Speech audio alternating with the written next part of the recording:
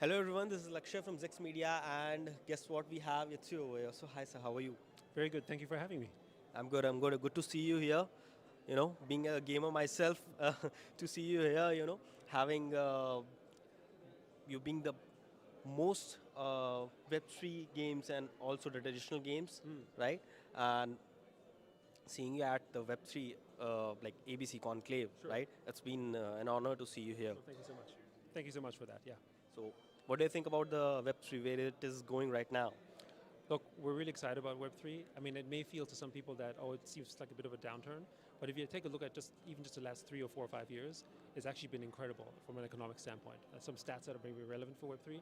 Web3 generally has about $1 trillion of asset value embedded with it, right? In terms of DeFi, it's like $100 billion a month, for instance. I think TVL in sort of the DeFi protocols is somewhere 60 to $70 billion, for instance, right? Economic activity is the size of nations that's taking place there. And despite token prices in and of itself, actually the activity, the number of users on Web3 continues to increase. The number of wallet activations continues to increase. And to me, those are very similar parallels to the early days of the internet. If you might recall, back, for those of you who are old enough, right? Back in 2000, 2001, a lot of people declared the internet was dead, right? But the one thing that you still saw is more people going to the internet. Yes, the share prices of the companies were down, the valuations were lower, much, much lower. However, fundamentally, the utility and the usage of the internet in the Web 1 era continued to grow, and exactly the same pattern that we're seeing in Web 3. So I do think of the era that we're in right now in Web 3 is very, very similar to sort of early internet 2000, 2001. So in other words, we still have a long way to go, but it's an inevitability from where I sit.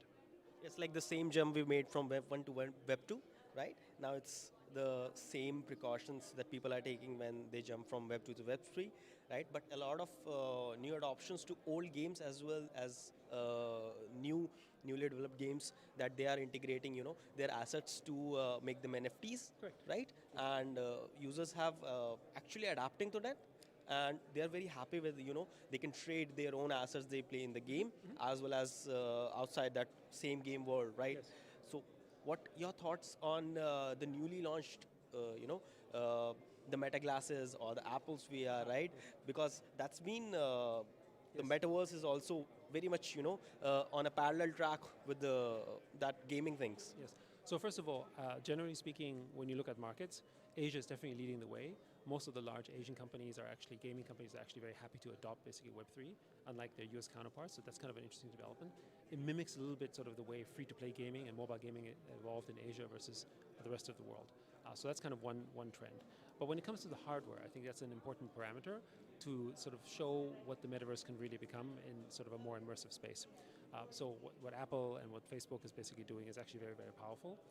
And it really just provides more platforms for them to engage it. For us, it doesn't represent the true meaning of the metaverse. In a sense, it's a way to experience the metaverse, but the more powerful you can experience it, the more value you can create from it. And particularly when you look at, for instance, what these new goggles can do in terms of measuring your emotions and your sort of feelings, and in terms of your interactions in a much more sort of personal way, you can totally see where the future of the metaverse and gaming interactions can go. But what's needed is the meta layer of ownership to actually make it real. Right? So it's not just the fact that it looks real, it has to be real for you. And that comes with ownership. And that's why Web3 and the open metaverse is so important.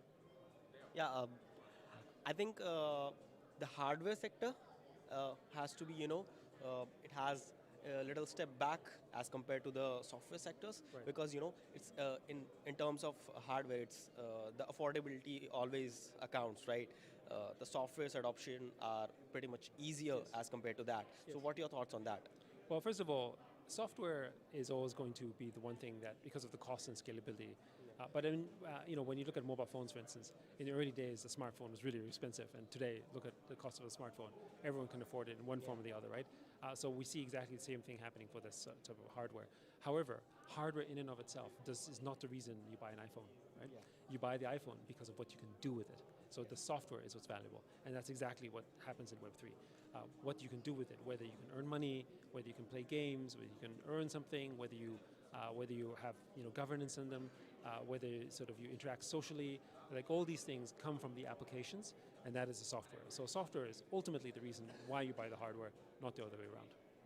Yeah, they come hand in hand, but that has a pretty upper way to stand on. Well, I mean, they enhance each other, right? In other words, the capabilities that the hardware creates means that the software can become better.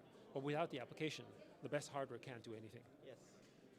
Great, great. So it was really good to have you over here and have your insights over the Web3, right? And I'll be honored to see you soon in other editions and as well as different events. Well, thank you so much. It's been a real pleasure. And look, I've been really excited about sort of how Dubai has evolved itself. I mean, if you think about it, so much exciting Web3 activity, so much energy. I mean, this is the beginning of October, and all the events that are happening here about blockchain just shows that I think UAE and I think the Middle East is really trying to lead in Web3, which is really refreshing to see. Yeah, Dubai has been like hub for Web3, the blockchain and everything, the government supports, and apart from that, the VARA's regulations and everything, it's been very supportive to the whole community and, accepting new innovations as well, Yes. right? Absolutely, and I think what Dubai and VARA and UAE have demonstrated has also given inspiration to other places around the world. Like for instance, if you see what's happening in Japan and in Hong Kong, they've become very Web3 metaverse friendly. In fact, they've put policies that in some cases might even be more progressive or advanced in certain areas. And that's good, because I think that you need a little bit of competition in order to sort of create a fairer and more open market. Definitely. Thank you for your time. Thank you so It much. was a pleasure meeting you. Pleasure was mine. Thank you so much. Hello everyone, this is Lakshay from ZEX Media, and guess what, we have Yat Siu over here. So